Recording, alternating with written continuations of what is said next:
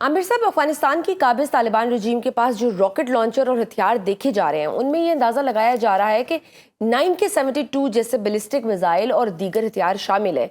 इन हथियारों की क्या रेंज और खसूसियत है और इनके मुकाबले में पाकिस्तान के पास कौन से अहम मिसाइल सिस्टम मौजूद हैं जो अफगानिस्तान को जवाब में देखने को मिल सकते हैं? जी बिल्कुल, ये आपने बहुत इंपॉर्टेंट पॉइंट रेज किया है। It's a very good question. देखिए, जब से अमेरिका गया है वो इस जल्दी में निकला हम्म। कि वो उन रूल्स को फॉलो नहीं कर सका जो कि हथियारों के मामले में होते हैं। जब आप किसी मुल्क से निकल रहे होते हैं, जो कि उनकी पॉलिसीज और पेंटागन के रूल्स के मुताबिक है, उसको भी फॉलो नहीं किया गया। हम्म। और तकरीबन एक मोहतात अंदाजे के मुताबिक तकरीबन $7 बिलियन के हथियार वो छोड़ गए हैं। और उसमें अगर आपको नजर आते हो कि काफी सारी जो गाड़ियां हैं, जो आर्मर्ड व्हीकल्स हैं, जो इस तरह के रॉकेट लॉन्चर्स हैं, और I would not be surprise के एंटी एयरक्राफ्ट मिसाइल्स वगैरह हैं, और हैवी हम्म। आर्ममेंट से लेकर स्मॉल आर्म्स तक उधर मौजूद हैं। वो हम्म। बेतहाशा जो है, वो तमाम जो है वो तालिबान और ये टीटीपी के हाथ में लगे हुए हैं। उनका कोई काउंट नहीं है, उनकी कोई आप कह लें कि चेक एंड बैलेंस नहीं है गवर्नमेंट की तरफ से। और वो एक बहुत सीरियस चीज है। देखिए, जब तक उनके पास हथियारों की सप्लाई रहेगी, जब तक उनके पास फंडिंग रहेगी, जो कि इंडिया कर रहा है और हम्म। बेतरीक तरीके से कर रहा है, और वो बारहा कह चुका है कि तालिबान जो है वो पाकिस्तान के साथ नहीं हो सकते, क्योंकि हमारे पास पैसा ज्यादा है और हम ज्यादा पैसा इस्तेमाल करके उनको खरीद सकते हैं। हम्म। और यही चीज वो कर रहे हैं हमारे खिलाफ। और तीसरी चीज जो है वो रिक्रूटमेंट है, जो मैं आपको ऑलरेडी कह चुका हूँ कि पॉपुलेशन की सपोर्ट जो है वो हमें देखना वो बहुत पड़ेगा कि जरूरी अपने है। अंदर जो फिशर्स हैं हम्म। और जो अपने अंदर हमारे एक वेज क्रिएट हुआ हुआ है पॉपुलेशन और सिक्योरिटी फोर्सेस के दरमियान, या वो पॉलिटिकल तरीके से हो या किसी और वजह से हो, उसको हमें जो है प्लग इन करना पड़ेगा। ये गैप्स नहीं हमने देने। तो ये तीन चीजें जो है अगर हम रोक सकते हैं, ये बहुत इंपॉर्टेंट हैं। वेपन्स और फंडिंग और recruitment of the local population. बिल्कुल सही। और तो उसके बाद फिर ये जो फोर्स है उसका इस्तेमाल उतना ही कम होता जाएगा। हम्म। लेकिन फोर्स का इस्तेमाल एज ए लास्ट रिजॉर्ट जरूर करना पड़ता है, जब एक मैसेजिंग आपने देनी हो दुश्मन को कि आपने बहुत कर लिया और हम आपको निशाना बना सकते हैं, आप हमसे भाग ठीक। सकते हैं लेकिन छुप नहीं सकते। बिल्कुल ठीक। तो ये एक मैसेजिंग के लिए जरूरी भी है। आमिर साहब, आपने बतौर एयर मार्शल जिम्मेदारियां भी सर अंजाम दी हैं। आप क्या समझते हैं कि अफगानिस्तान जिस जगह वाक़या है वहां फिजाई ऑपरेशन की क्या पॉसिबिलिटी बनती है और क्या चैलेंजेस दरपेश होते हैं, क्योंकि पहाड़ी इलाका है तो फिजाइया के लिए वहां ऑपरेट करने में क्या क्या हो सकता है? जी ठीक कह रही है। देखिए, पहली बात तो ये कि अफगानिस्तान की एक बड़ी स्ट्रेटेजिक लोकेशन है। हम्म। जो एयर ऑपरेशंस है उसके मुतालिक तो मैं आपको बताऊंगा, लेकिन उससे पहले मैं ये जरूर बताता चलूं कि इसमें जितनी भी सुपर पावर्स आई हैं, उन्होंने काफी हद तक इसको कंट्रोल करने की कोशिश की है, क्योंकि ये एक सेंट्रल लोकेशन है और एक हम्म। राउट है जो ईस्ट और वेस्ट और नॉर्थ और साउथ को कनेक्ट करता है।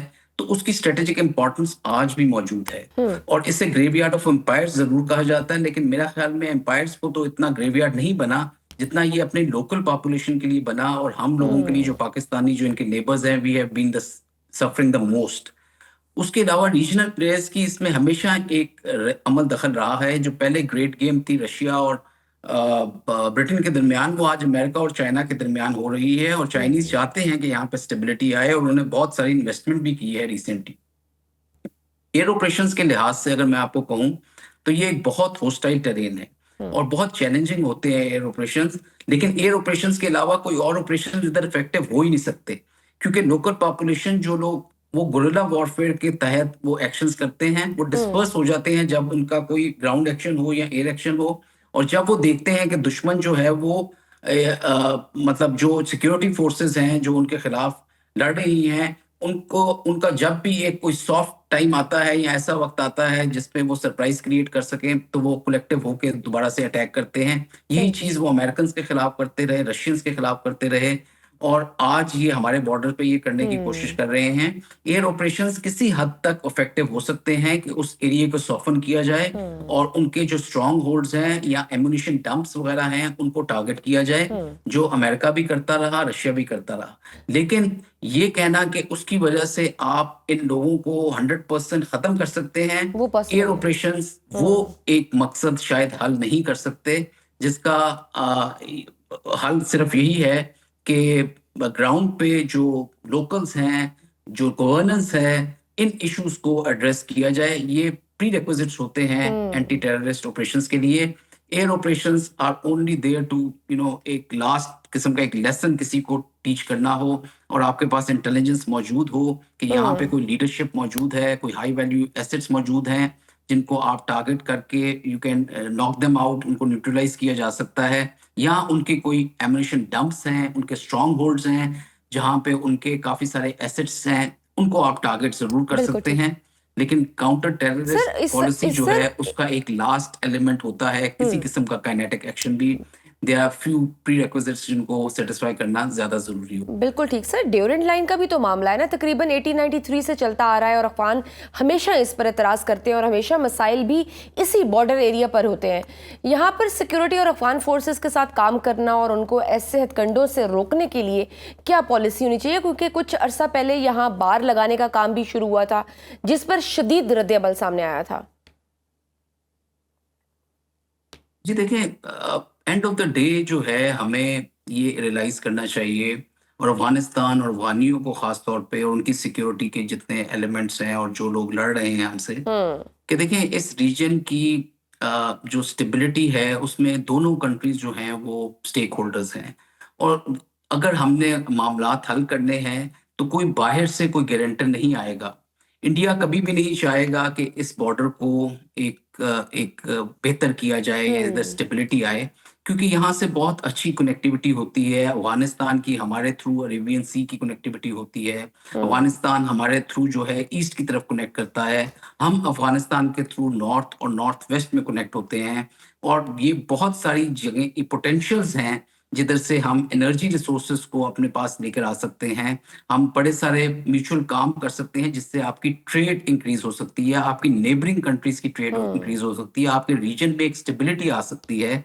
टापी जैसी जो एक जो गैस पाइपलाइन का प्रोजेक्ट है तजाकिस्तान और पाकिस्तान और अफगानिस्तान, पाकिस्तान और इंडिया के थ्रू, वो एक म्यूचुअल स्टेक होल्डर आपको बना सकता है। तो ये चीज जो है ये बावर करवानी भी जरूरी है और समझने की जरूरी है कि ये कॉन्टिन्यूस कॉन्फ्लिक्ट और इधर इंस्टेबिलिटी करना क्या हमारे मफाद में है दोनों कंट्रीज के, या ये उन कंट्रीज के मफाद में है जो ग्लोबल प्लेयर्स हैं, या ऐसे रीजनल प्लेयर्स हैं जो यहाँ पे अमन नहीं चाहते और हम दोनों ममालिक को ब्रीड करना चाहते हैं, हमारी आवाम को जो है नुकसान पहुंचाना चाहते हैं, हमारी आने वाली नस्लों को नुकसान पहुंचाना चाहते हैं।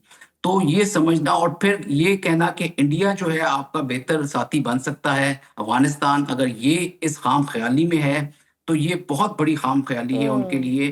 क्योंकि इंडिया एक ना सिर्फ ये कि वो हमारा दुश्मन है, वो काफी मुसलमानों का दुश्मन है जी और वो बिल्कुल। कभी भी आपका साथी नहीं बन सकता। ये आज बंगाली भी रियलाइज करते हैं, वो तमाम कंट्रीज अब रियलाइज कर चुकी हैं कि इंडिया जो है वो कितना बड़ा ट्रेटर है, कितने सेल्फ मतलब मफाद के लिए वो किसी तरह की भी वैल्यूज को बेच सकता है, एथिक्स उसके कोई नहीं है। तो सर अफगानियों वो को तो मेरा सर ख्याल में इस बिल्कुल बात नजर को आ रहा है, और समझना इन चाहिए। अफगानियों को भी तो वो यूज ही कर रहे हैं, और जिस तरह से वो प्रॉक्सी वॉर्स कर रहे हैं बलूचिस्तान में, आपको क्या लगता है कि ये सिर्फ एक वो इनडायरेक्टली इन्वॉल्व है, या आपको लगता है कि इसमें असला या दीगर सहूलियात भी भारत तालिबान को दे रहा होगा? जी बिल्कुल इंटरैक्टिव नहीं, मेरा ख्याल में ये बिल्कुल डायरेक्टली इन्वॉल्व हैं। अभी आपको पता चला होगा कि एम्बेसी का स्टेटस दे दिया है इंडिया जी ने जी जी, अफगानिस्तान में अपनी अफगानिस्तान में, हाँ। प्रेजेंस को। तो उधर क्या होता है, वो एम्बेसी नहीं है, वो रॉ का हेडक्वार्टर है बेसिकली, और वहां से सारे ऑपरेशंस कंट्रोल होते हैं। वो इस गार्ड में कि हम इकोनॉमिक एक्टिविटी अफगानिस्तान में कर रहे हैं, बेसिकली उसका जो 90% जो उसका मैंडेट है, ऑब्जेक्टिव है, वो पाकिस्तान को और पाकिस्तान के वेस्टर्न एरिया को डिस्टेबलाइज करना है, अफगानियों को ट्रेन करना है अगेंस्ट पाकिस्तान, उनकी इंडोक्ट्रिनेशन करना है और उनके अंदर वो जहर डालना है कि वो पाकिस्तान के खिलाफ जो है एक्शंस करें अपने यंग। आपको ये चीज नजर आती है, देखें अगर क्रिकेट टीम उनकी जिस तरह से बिहेव करती है, जी उनके आप कभी उनके साथ कोई मीटिंग्स अटेंड करें या अफगानिस्तान के साथ या उनकी लीडरशिप के साथ कॉन्फिडेंस बिल्डिंग मैयर्स मैंने अटेंड किए हैं, जितनी नफरत डिस्ट्रस्ट उनके दिलों में है, किसी मेरा ख्याल में नॉन मुस्लिम या किसी दुश्मन और के दिलों में नहीं। मैं इसमें इंडिया को इतना ब्लेम नहीं करूंगा, मैं अफगान लीडरशिप को करूंगा। अब देखिए तालिबान को ये इंडियंस जो हैं 10-15 साल तक इन्हें प्रॉक्सीज कहते रहे हैं पाकिस्तान की, और आज वो बगलगीर हो रहे हैं, आज उनको वो प्रोटोकॉल दे रहे हैं जो कि किसी मेरा ख्याल में रॉयल प्रिंस को नहीं दिया जाता इतना प्रोटोकॉल। तो उसकी क्या वजह है? उसकी वजह यही है कि ये enemy of your enemy is my friend, and इसी इक्वेशन पे वो काम कर रहे हैं। वो जो चाणक्य का एक अर्थशास्त्र में जिस तरह वो लिखता है कि जो आपके नेबर का नेबर है वो आपका दोस्त है, और आपका नेबर जो है वो आपका दुश्मन है, उसी पॉलिसी पे ये अमल कर रहे हैं। और पाकिस्तान के जितने नेबर्स हैं उनके साथ इन्होंने दोस्ती रखने की कोशिश की है, और पाकिस्तान को के साथ वो जीरो सम गेम खेल रहे हैं कि हर तरफ से पाकिस्तान को नुकसान पहुंचाया जाए, चाहे वो खेल का मैदान हो, चाहे वो वाटर का इशू हो, या चाहे कोई और चीज सियासत हो। हो। हर बिल्कुल ठीक। मामलात में उनके अंदर एक ऐसा जहर भर दिया गया है कि ये चीज नुकसानदेह है उनके लिए, उनकी आने वाली जनरेशन्स के लिए, उनकी नस्लों के लिए। देखिए, इस तरह से तो मुल्क तरक्की नहीं करते, हाँ या जी, उन्होंने रीजन अपनी में पीस नहीं आता। सेकुलर कंट्री को उन्होंने एक्सट्रीम बना दिया हुआ है मोदी सरकार ने। सर, भारत इस वक्त खित्ते में सियासी, सफारती और अस्करी लिहाज से बिल्कुल तनहा हो चुका है। ऐसे में अगर वो अफगानिस्तान के जरिए खित्ते के अमन को बर्बाद करने की हमाकत करता है, तो चीन, ईरान और रूस इस मामले पर क्या रद्द-ए-अमल दे सकते हैं? क्योंकि चीन का one belt one road project का रूट भी इन्हीं बॉर्डर इलाकों के पास है। जी, डेफिनेटली। देखें, भारत इस वक्त जो अफगानिस्तान का भी स्टेटस है वो कोई बेहतर नहीं है। दुनिया सारी जानती है कि ह्यूमन राइट्स वायलेशन कितनी है, विमेन राइट्स की कितनी वायलेशन है। तो उस स्टेटस को एग्री करना, और ये वो दो के रशिया ने भी इस स्टेटस को माना हुआ है, अफगानिस्तान को मान चुके हैं। चाइना भी उधर इन्वेस्टमेंट कर रहा है। लेकिन ओवरऑल एक तालिबान का जो इमेज है वो ठीक नहीं है, जो कि मतलब एक बहुत रिजिड किस्म का और रेडिकल और फंडामेंटल किस्म के लोग हैं जिनको समझा भी जाता है, और इसी वजह से दुनिया उन्हें तस्लीम नहीं कर रही।